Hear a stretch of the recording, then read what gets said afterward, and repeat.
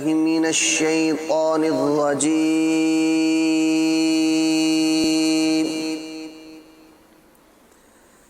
بسم الله الرحمن الرحيم.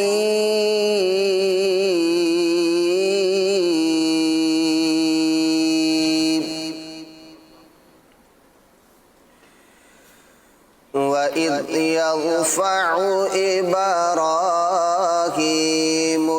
القواعد من البيت وإسماعيل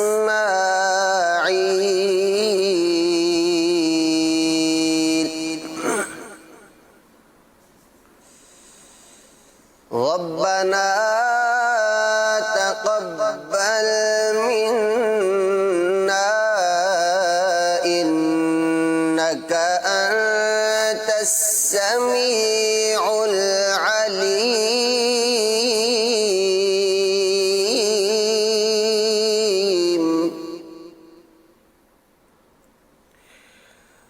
ربنا وجعلنا مسلمين لك ومن ذريتنا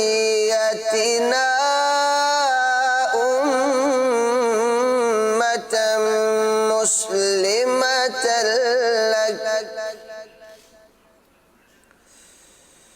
مسلمة لك وأرنا مناسكنا وتب علينا إنك أنت التواب الرحيم.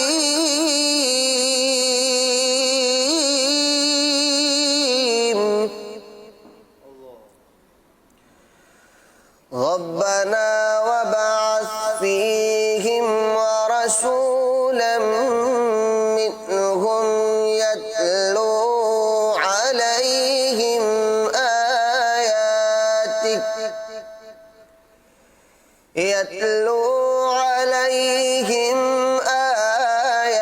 آياتك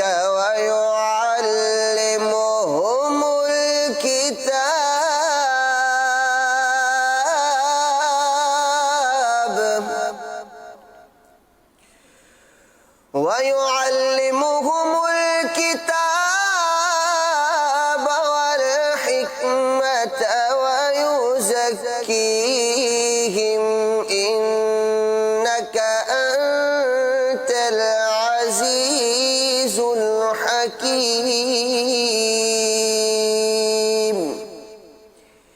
إنك أنت العزيز الحكيم.